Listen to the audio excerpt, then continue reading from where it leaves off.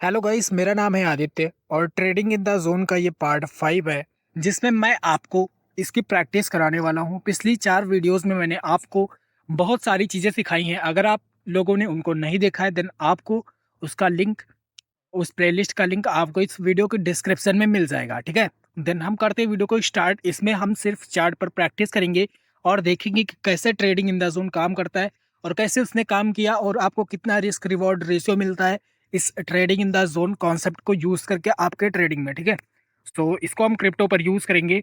सो आप इसे किसी भी मार्केट पर यूज़ कर सकते हो, चाहे इंडियन हो चाहे फॉरेक्स हो। ठीक है, सो रोज़ तो हम क्रिप्टो पर यूज़ करते हैं, बट चलिए आज हम इसे एक इंडियन इंडेक्स पर यूज़ करते हैं जो कि निफ्टी। ठीक है, बहुत सारे लोग इसे इसे ट्रेड करते हैं निफ्टी 50 को।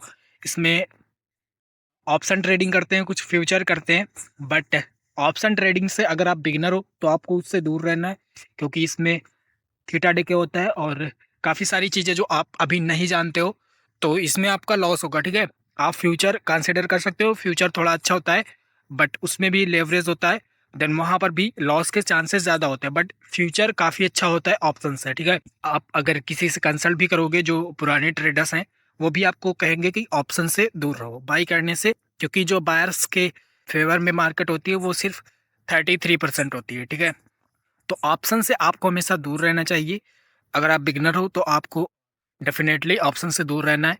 अगर आप एडवांस में हो देन, अगर आपने ऑप्शंस को समझा है देन आप इसमें ट्रेड कर सकते हो, कोई दिक्कत की बात नहीं है। ठीक है, तो यहाँ पर आप इसे किसी भी टाइम फ्रेम पर यूज़ करोगे। ठीक है, सो यहाँ पर मैं आपको दिखाता हूँ कि ये जो ट्रेडिंग इन द जोन है ये कॉन्सेप्ट कैसे काम करता है।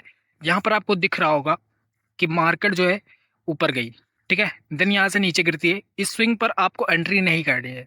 क्यों नहीं करनी है? क्योंकि यहाँ पर एक काफ़ी छोटा सा स्विंग बना है, तो यहाँ पर हो सकता है कि मार्केट जो है ऐसा स्विंग बना के कई बार ऊपर चली जाएगी। ठीक है, और अगर आप यहाँ पर एंट्री करते हो देन आपके यहाँ पर स्टॉप लॉस हंट होने के चांसेस ज़्यादा होते हैं। सो ये नहीं कि आप इसको एक जोन की तरह ड्रॉ कर दोगे एंड देन जब मार्केट इस स्विंग को लेने आएगी देन आप इसको यहाँ पर एंट्री मारोगे। ठीक है, तो ऐसा आपको नहीं करना है। आपको देखना है कि मार्केट जो है थोड़े से बड़े लेवल पर यहाँ पर गिरे। जैसे कि ये पूरा, अगर आप स्विंग देखो ये वाला, ये पूरा एक स्विंग है। ठीक है, ये पूरा एक परफेक्ट स्विंग है। अब दोबारा जब मार्केट इसको इस स्विंग की लिक्विडिटी लेने आएगी देन आप यहाँ पर अपनी एंट्री जो है उसे प्लान कर सकते हो। ये जो छोटा वाला है इसे आप अवॉइड कर दो और यहाँ पर आप इसको एक जोन से ड्रॉ करोगे। ठीक है, ये आप इसे एक जोन से ड्रॉ करते हो एंड जब मार्केट इसको टच करती है देन आप यहाँ पर अपनी एंट्री जो है उसे प्लान कर सकते हो। सो एंट्री कैसे लेनी है? यहाँ पर इसकी जो लिक्विडिटी है वो ले ली जाती है इस स्विंग की, एंड आप अपनी एंट्री यहाँ पर भी प्लान कर सकते हो। और जैसे ही मार्केट इसकी लिक्विडिटी लेगी, सो थोड़ा सा कॉन्सेप्ट आपको समझना है। ठीक है, कि जैसे आप ट्रेड करते हो कि जब जोन में मार्केट आएगी तब मैं एंटर करूंगा, या फिर कुछ लोग जो तब एंटर करते हैं जब मार्केट की जो लिक्विडिटी है ले ली जाती है। ये इसका हाई था, हाई पर मार्केट ने स्वीप किया, आपने जस्ट यहीं पर अपनी जो एंट्री है उसे प्लान की और यहाँ पर आपका जो रिस्क रिवॉर्ड रेशियो होता है काफ़ी बड़ा होता है। जब आप मार्केट के स्विप पर एंट्री लेते हो या फिर लिक्विडिटी ग्रैब पर एंट्री लेते हो देन यहाँ पर आपका जो रिस्क रिवॉर्ड रेशियो होगा काफ़ी बड़ा होगा और यहाँ पर आपका इस जोन के हाई का स्टॉप लॉस होगा और आपका जो टारगेट होगा, टारगेट क्या होगा आपका, ये जो स्विंग दिख रहा है रिसेंटली आपका यहाँ तक मिनिमम टारगेट होना चाहिए और यहाँ पर आपका जो टारगेट है, लेट मी शो यू, आपको 1:8 के समथिंग प्रॉफिट मिल जाता है। ठीक है, रिस्क रिवॉर्ड रेशियो आपका काफ़ी अच्छा था। और अब जो लोग यहाँ पर इस जोन के हिसाब से ट्रेड करते हैं वो यहाँ पर एंट्री कैसे लेंगे? अपनी एंट्री अब समझ लो सारे लोग, और यहाँ पर उनकी एंट्री इस जगह पर होगी, तो यहाँ पर उनके रिस्क भी ज़्यादा होगा उनका और जो ट्रेड की प्रोबेबिलिटी है वो भी ज़्यादा होगी। ठीक है, तो यहाँ पर उनका जो स्टॉप लॉस होगा वो इस जोन के हाई का होगा। जो लोग इस तरह से एंट्री करते हैं इसमें क्या एक बेनिफिट होता है कि मार्केट अगर थोड़ा सा नीचे आकर भी लौट गई, ठीक है, नीचे गिर गई, देन उनकी यहाँ पर एंट्री जो है वो अप्लाई हो जाएगी, यानी कि उनका जो एंट्री प्लान है वो एग्जीक्यूट हो जाएगा और उनका रिस्क रिवॉर्ड रेशियो यहाँ पर छोटा होता है। सो यहाँ पर ये जो रिसेंटली आपका स्विंग दिख रहा है यहाँ तक का आपका 1:2 रिस्क रिवॉर्ड रेशियो है, थोड़ा सा कम है, अदरवाइज 1:3 हो जाता, ठीक है। अब यहाँ पर आप देखो, मैं इसे डिलीट कर देता हूँ जिससे आपको काफ़ी अच्छे से समझ में आए। अब जब ये मार्केट यहाँ से नीचे गिरती है और ये मार्केट यहाँ तक है, ठीक है, उसके बाद प्राइस इस वाले स्विंग को ले लेता है, यानी कि इसकी जो लिक्विडिटी है वो ले लेता है।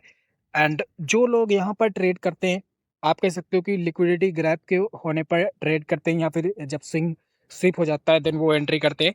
तो यहाँ पर आप इस जोन को कैसे ड्रॉ करोगे, ये जो आप कह सकते हो कि ये जो एक जोन था, ये जोन जो है यहाँ पर ब्रेक हुआ, ठीक है। तो अब आप बोलोगे कि मार्केट हमेशा जोन में होती है, तो ये जोन कैसे ब्रेक हो गया?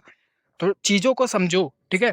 यहाँ पर ये जो मार्केट है इसको ब्रेक करती है, पहले इसकी लिक्विडिटी लेगी, ये जो स्विंग था मार्केट ने इसकी लिक्विडिटी ली, और जो लोग लिक्विडिटी लेने पर ट्रेड करते हैं उनका यहाँ पर स्टॉप लॉस छोटा होता है, टारगेट बड़ा होता है। तो यहाँ पर मैं आपको दिखाता हूँ। अब जो लोग यहाँ पर एंट्री लेते हैं लिक्विडिटी के ग्रैब होने पर, वो यहाँ पर अपनी एंट्री कैसे प्लान करेंगे?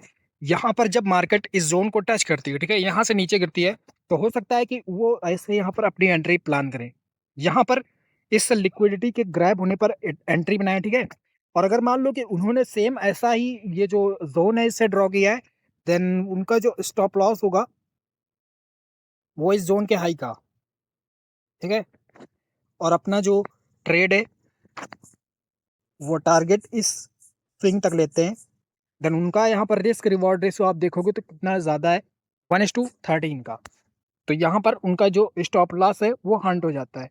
देन अगर वो यहाँ पर इनका स्टॉप लॉस हंट हुआ, ठीक है, इस जगह पर, और उन्होंने देखा कि यहाँ पर ये जो ग्रीन कैंडल बनी है बड़ी सी, इसके बाद एक ब्लैक कैंडल बनती है, एंड देन उसके बाद इसका लो ब्रेक हो जाता है, ठीक है। तो यहाँ पर ये इनसाइड बार नहीं थी क्योंकि इसने हाई ब्रेक कर दिया, ये जो ब्लू वाली कैंडल थी, ब्लैक कैंडल ने इसका हाई ब्रेक कर दिया, तो ये कोई इनसाइड बार कैंडल नहीं थी। और जो दूसरी कैंडल बनी है वो आपको एकदम स्पिनिंग टॉप की जैसी लग रही होगी, और उसने इसका लो ब्रेक कर दिया, ठीक है। देन अगर उन्हें पता था कि ये जो मार्केट है वो जस्ट एक लिक्विडिटी ले रही है मार्केट से, तो यहाँ पर उन्होंने एंट्री अपनी बनाई। एंट्री वो कहाँ पर बनाएंगे? इसके लो के ब्रेक ब्रेक होने पर, या फिर दूसरी कैंडल पर उन्होंने अपनी एंट्री बनाई। अगर वो यहाँ पर इसके लो के ब्रेक होने पर एंट्री अपनी बनाते हैं, ठीक है, और स्टॉप लॉस उनका क्या होगा? स्टॉप लॉस इस वाली कैंडल के हाई का होगा, ठीक है। और यहाँ पर उनका जो टारगेट होगा रिसेंटली स्विंग लो तक होगा, तो यहाँ तक उनका टारगेट होगा। और रिस्क रिवॉर्ड रेशियो अगर आप यहाँ पर देखो 1:6 का है, जो कि काफ़ी अच्छा है। और यहाँ पर अगर आप इसे आगे बढ़ाओ, देन यहाँ पर आपको दिख रहा होगा कि यहाँ पर हमारा जो टारगेट है वो हिट हो जाता, ठीक है। तो ऐसे ही आपको चीज़ों को समझना है। और यहाँ पर मैं एक चीज़ आपको और बता दूँ, जो लोग जोन के हिसाब से ट्रेड करते हैं, अगर मान लो कि उनकी एंट्री यहाँ पर होती है और वो स्टॉप लॉस टारगेट उनका ये पॉइंट होगा, और स्टॉप लॉस वो इस जोन के हाई का लेंगे, या फिर उन्होंने हो सकता है इससे बड़ा जोन जो है वो उससे ड्रॉ किया हो, उसके हाई का लेंगे, देन यहाँ पर उनका स्टॉप लॉस हंट हो जाता है, ठीक है। उसके बाद दोबारा उनको एंट्री मिलती है, अगर वो एंट्री कर पाते हैं तो ठीक है, अगर नहीं कर पाते हैं तो मार्केट उनको दोबारा चांस देगी। ऐसा नहीं कि मार्केट सिर्फ एक ही बार चांस देती है।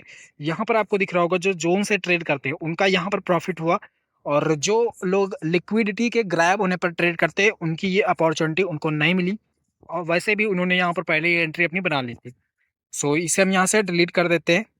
एक बार उन लोगों को मौका मिला जो लिक्विडिटी के ग्रैब होने पर ट्रेड करते हैं, एक बार उन लोगों को मौका मिला जो लोग जोन से ट्रेड ट्रेड करते हैं, ठीक है। यहाँ पर अगर आप जोन से जो है ट्रेड करते हो, देन ये होगा आपका परफेक्ट जोन। और इस जोन के टच होने पर आप यहाँ पर जब एंट्री अपनी प्लान करते हो, और स्टॉप लॉस आप इस जोन के हाई का लेते हो, ठीक है। और उसके बाद आपका जो टारगेट होता है, टारगेट होगा रिसेंटली स्विंग,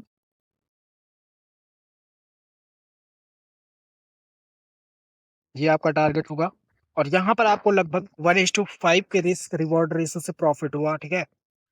अगर आपने पहले के 2-3 ट्रेड्स में लॉस भी कर दिया, देन आपका पूरा लॉस इस ट्रेड में निकल आया।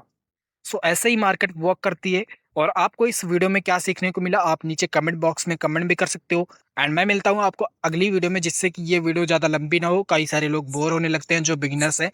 एंड आई होप कि आपको इस वीडियो में थोड़ी बहुत वैल्यू मिली होगी, आपने चीज़ों को समझा होगा और इसे आप बिना प्रैक्टिस के यूज़ नहीं कर पाओगे। सो जितना ज़्यादा आप इसको प्रैक्टिस करोगे, लाइव चार्ट पर देखोगे और बैक टेस्टिंग करोगे, देन आपके प्रॉफिट के चांसेस ज़्यादा होंगे।